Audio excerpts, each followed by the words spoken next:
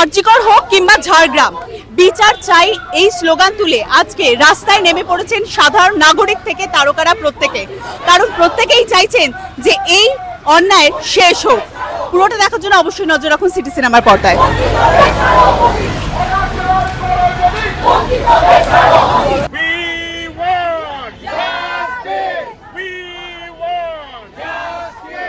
আরে প্রশাসন সব জায়গায় তো ফেল করছে। প্রশাসন কারাপশনে মানে নিমজ্জিত, চারিদিকে কারাপশন। এই প্রিন্সিপাল, আপনি ভাবুন না, এটা সামান্য জিনিস। এই প্রিন্সিপাল সিরিঞ্জ নিয়ে সিরিঞ্জ ব্যবহার করতো, অর্গান বিক্রির কথা রয়েছে ওখানে আরজি করে, এবং এতগুলো লোক মিলে ওই মেয়েটির যেইভাবে রেপ রয়েছে, আমরা চাই না চাই ছবিগুলো দেখেছিলাম, ওটা একটা লোকের পক্ষে করা সম্ভব নয়। এবং মেয়েটা নিশ্চয়ই প্রতিরোধ করেছিল। যেই লোকটাকে দায়ী করে বেরিয়ে নিয়ে এসেছিল তার গায়ে একটা স্ক্র্যাচ পর্যন্ত আমি দেখতে পাইনি কোনো। সে তো হাত পা ছুঁড়েছে, সে তো তার সাথে যখন এটা করা হচ্ছিল সে তো হাত পা ছুঁড়ে নিজেকে বাঁচাতে চেয়েছিল। একটা জিনিস, ওই প্রিন্সিপালকে বের করিয়ে নিয়ে এসে রেজিগনেশন দিলেন, পরের দিনকে আর একটা জায়গায় প্রিন্সিপালের পদে বসালেন। সুতরাং এই সরকার আমাদের প্রতিনিয়ত ফেল করছে। মানুষ না ক্ষমতায় এসে গেলে, ক্ষমতা থাকলেই তার অপব্যবহার হয়। দেখবেন সাধারণ মানুষ কিছু করবে না, যারা ক্ষমতায় থাকে তারা একটা সময় ওই গড লাইক ফিল করতে থাকে। মুখ্যমন্ত্রী যেভাবে বলছেন 10 লাখ টাকা তো দিয়েই দিতে পারি, ওটা একটা মানে সদ্যমৃতা একটি মেয়ের মাকে এটা বলা যায় না। উনি জানেন না কোনটা শোভন কোনটা অশোভন, কারণ ওনাদের প্র্যাকটিসই এইটা। তো সেইভাবেই আমরা তো এই মেয়েটির কথা বলতে পারছি। এই মেয়েটি যে মারা গেছে তার বাবা মা কথা বলতে পারছে, হাতিটা যে মারা গেছে তার হয়তো কথা বলতে পারে না। তবে একটা জিনিস মার্ক করবেন, হাতিদের স্মৃতিশক্তি কিন্তু সাংঘাতিক। সুতরাং you don't know when they are going to come back and take their revenge.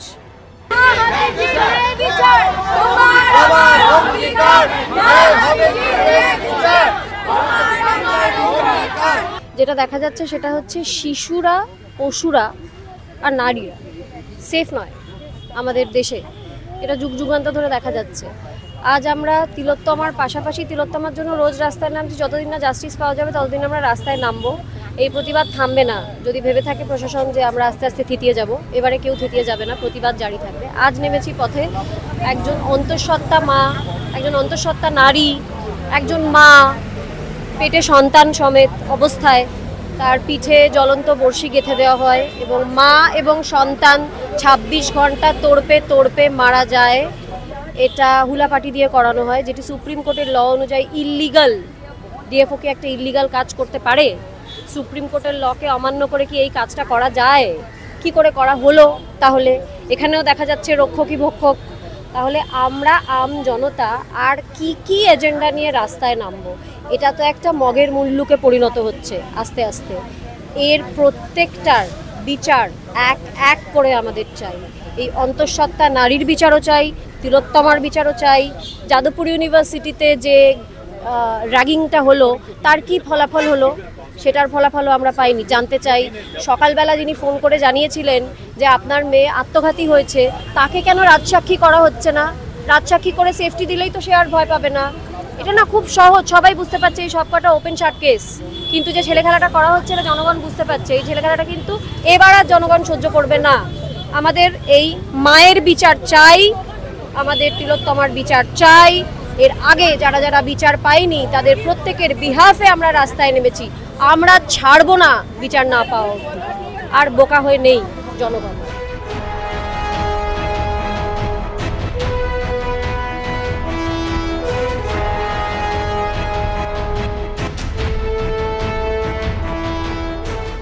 Technically দুটো নারী না, তারপরও অনেক কেসেস এসছে চোখের সামনে। আমরা যেটা জানতে পারছি, একটা ঘটনা সূত্র ধরে আমরা যেগুলো বাকি ঘটনা জানতে পারছি, আমার তো ভয় লাগছে, আমার খুবই খারাপ লাগছে। মানে বনে জঙ্গলে শহরে আমরা কেউ কোথাও সেফ নেই। আর শুধু নারী কেন, কোনো মানুষই সেফ নেই। কালকে একটা ছেলের সঙ্গে অনেক কিছু হতে পারে। একটা সুবিচার চাই, একটা পথ চাই যেভাবে আমরা জাস্টিস পেতে পারি। আই থিঙ্ক তার জন্যই রাস্তায় নামা। আর প্রায় 2 সপ্তাহ ধরে আমরা সবাই কেউ না কেউ কোনো না কোনো জায়গায় রাস্তায় নামছি। এইটুকুই বলার, we really want justice.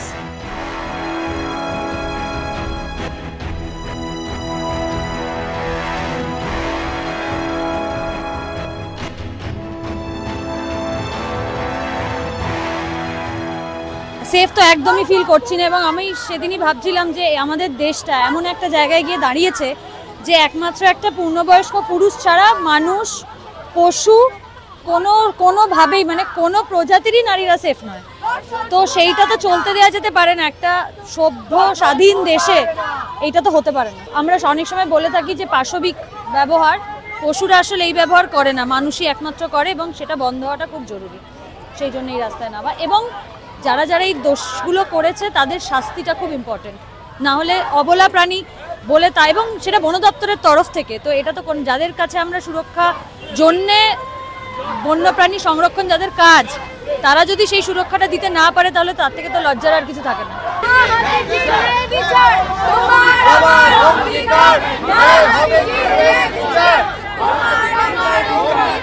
Kolkata এটাই ছিল বরাবর, আমার মনে হয় আমরা কলকাতাটাকে মাঝখানে হারিয়ে ফেলেছিলাম। So this is the right time that we stand up for what is right. বাকিটা সবাই যেটা বলছে সেটাই আমার নাড়া। অনাচার করো যদি, অনাচার করো যদি, অনাচার করো যদি। 14 তারিখ রাত্রির থেকে যে আন্দোলনটা শুরু হয়েছে, সেই আন্দোলনটায় ক্রমশ মানুষ খালি যুক্ত হচ্ছেন এই রাজ্যের বিভিন্ন প্রান্তে।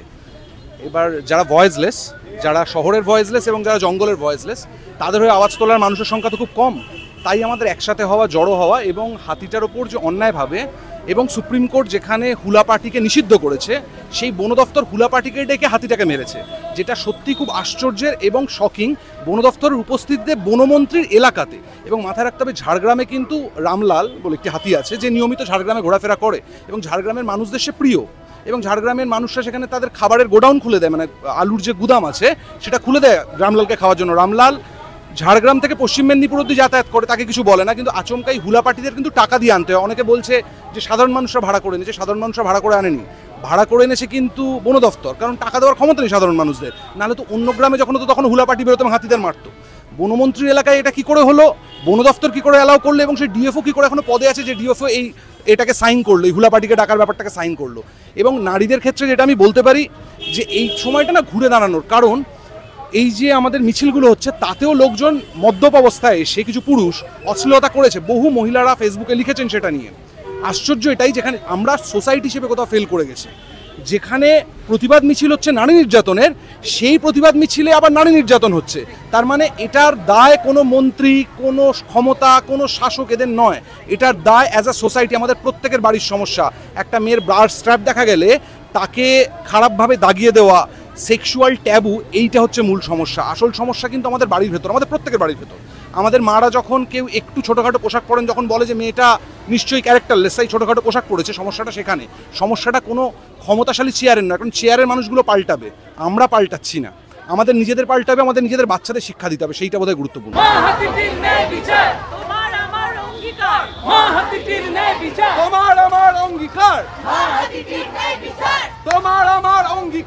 আমার মনে হয় এটা কোনো একজন নারী বা দুজন নারীর জন্য নয়, এটা আমাদের সামাজিকভাবে প্রত্যেকের জন্য। প্রত্যেকে আজকে রাস্তায় নামছে, আজকে আমি নেমেছি, আজকে আরও অনেকগুলো মিছিল অনেকে আছে, কালকেও অনেকে মিছিলে হাঁটবেন, পরশুও হাঁটবেন। এবং আমার মনে হয় যতদিন না এই বিষয়গুলোর একটা সঠিক বিচার এবং সঠিক একটা আইনি ব্যবস্থা নেওয়া হবে, ততদিন কোনো না কোনো মানুষ, প্রয়োজনে একটা মানুষও রাস্তায় হাঁটবেন, সেটা আমিও হতে পারি, সেটা তুমিও হতে পারো, সেটা যারা দেখছেন তারাও হতে পারে।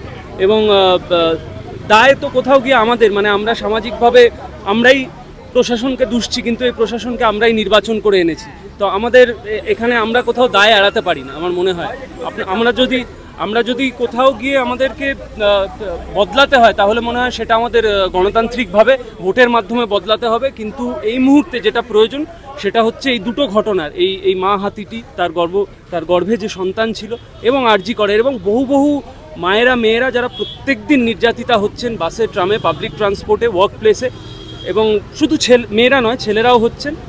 সামাজিকভাবে আমরা মনে হয় এবার আয়নার সামনে দাঁড়ানোর সময় এসে গেছে, এবং আমরা মনে হয় প্রত্যেকে যদি আয়নার সামনে দাঁড়িয়ে নিজেদেরকে নিজে বিচার করতে পারি, তাহলে আর হয়তো পথে নামতে হবে না।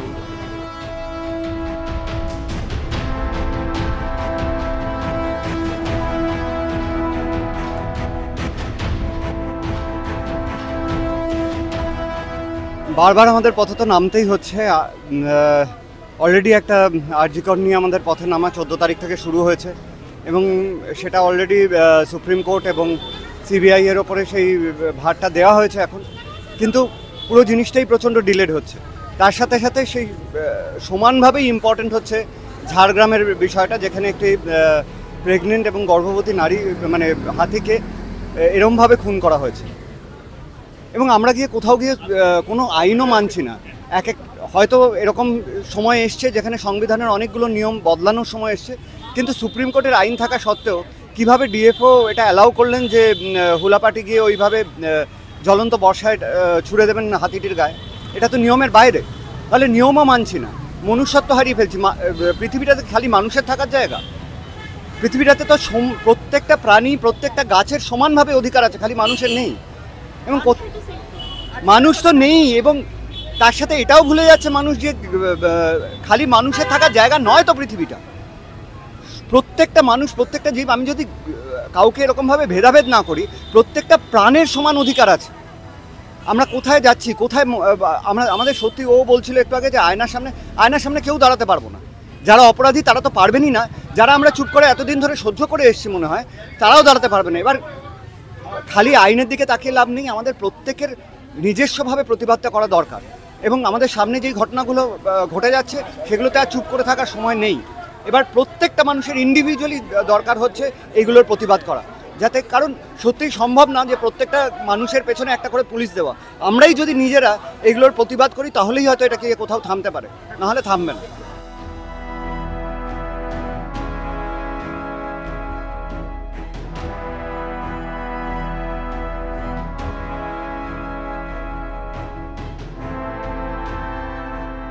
যতক্ষণ না সবাইকে মানুষ হতে দেখছি, আমার মুখ থেকে কোনো ভাষা বেরোনোর অবকাশ নেই। আমরা শুধু সবার শান্তি কামনা করি, সবার সুস্থতা কামনা করি।